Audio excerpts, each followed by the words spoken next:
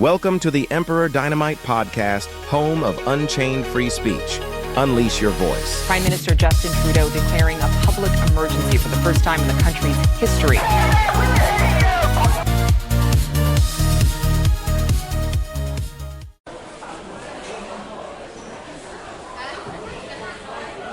Welcome to the Emperor Dynamite Podcast, Season 2, Episode 6. The market's not the only thing that's crashing. The only show on the planet where the stock market goes down quicker than my Wi-Fi. In case your portfolio is getting a little dramatic, coffee is strong, and you are somewhat shaky on the economy, welcome aboard. Hold on, because this one is going to be a doozy. Not because the stock market plunged, but because, for a change, it wasn't a liberal at the helm. We're in completely uncharted territory, and frankly, even Wall Street's panic button is confused about what to do. Market health is not just a concern for Wall Street. It impacts everyone, regardless of whether you invest. A thriving stock market signals that companies are succeeding, consumers are spending, and jobs are stable.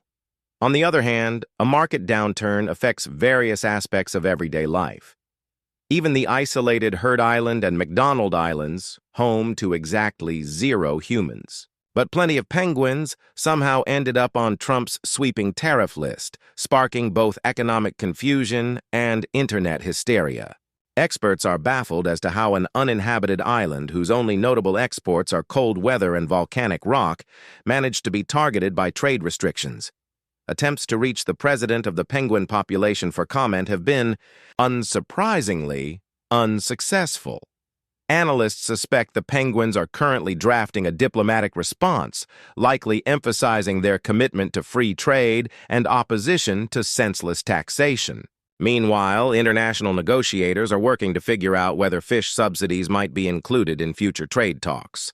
We'll continue monitoring the situation and provide updates as soon as the penguins issue an official statement or respond via their preferred method, standing on a rock and staring deeply into the void. Trump's tariffs are raising prices for consumers, making supply chains more difficult and endangering jobs. Common household items like food, clothing, and cars are becoming more expensive as businesses pass along their increasing costs to consumers. Low-income families will bear the brunt most, with purchasing power dropping drastically. Inflation is on the rise and shortages on the horizon as businesses struggle to adapt. Even Republicans are on edge, some of them acknowledging that the policy could hurt their election prospects. Those states depending greatly on manufacturing, Trump's source of his earlier victories, are already seeing layoffs and economic uncertainty. All of them consider the tariffs impulsive and poorly conceived, with ridiculous inclusions like Heard Island and McDonald Islands showcasing the indiscriminate application. Instead of triggering the economy, the tariffs have created uncertainty, market volatility, and strained world trade relations. And if the recovery is sluggish, it could prove to be one of the most expensive economic decisions in recent history. Trump's policy of tariffs is as confusing as it is disruptive. In imposing blanket levies on imports from nearly every nation, including friends, he has managed to unite unlikely adversaries such as China and the European Union in common opposition. Such international response is almost unprecedented, with leaders of the world openly criticizing the policy as selfish and self-defeating. The rationale behind the tariffs seems to be rooted in Trump's belief that America has been dealt with unfairly in global trade. He wished to compel other countries to lower their trade barriers and bring back manufacturing jobs to America. But the execution has been chaotic, with tariffs applied haphazardly, even on Heard Island and McDonald Islands, which are uninhabited and do not have any exports. This unpredictability has raised serious questions on if the policy was carefully thought out. Rising tariffs lead to higher consumer prices. When foreign imports cost more, businesses have to decide whether to cover the extra costs or pass them on to customers. Most businesses choose to pass on these costs, which makes everyday items like groceries, clothes, and cars more expensive. Lower-income households suffer the most because they spend a larger percentage of their income on essential goods and have less ability to handle rising prices. One major reason for these higher prices is reduced competition.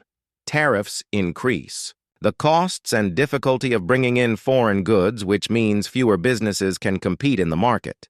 With less competition, businesses can raise their prices without concern, knowing that consumers have fewer options. This is especially true in manufacturing, where imported parts are vital for production. If companies cannot find affordable parts, they either raise their prices or cut costs by lowering wages or laying off workers.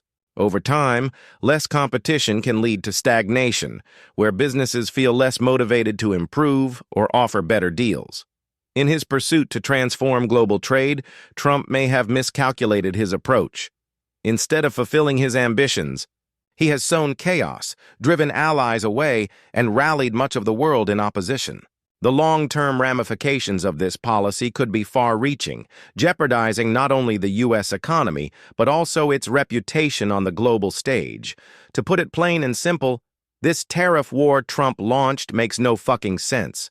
If Trump maintains his tariff war for a prolonged period, everyday Americans will undoubtedly notice the effects in their daily lives. One of the most immediate changes will be the rising cost of essential goods. Tariffs act as a tax on imported products, and businesses typically pass these added costs on to consumers. This means items like clothing, electronics, vehicles, and food could become significantly more expensive. For families already struggling financially, even slight increases can lead to tough spending choices. It's clear by now that tariffs are not the solution. They're a self-inflicted wound. Just ask the markets. Since the start of this trade war rhetoric and escalation, the U.S. stock market has lost nearly $7 trillion in value, and the bleeding hasn't stopped. That's retirement savings, 401ks, pensions, and investments wiped out for everyday Americans. The pain is real, and it's spreading. This kind of economic sabotage doesn't punish foreign governments. It punishes the people right here at home. This madness will not work. Not even the Democrats, often criticized for big spending or regulation, are this out of touch with economic reality. It's time to face the facts. This isn't strategy, it's chaos. Thank you for watching. Please like, comment, share, and subscribe for more.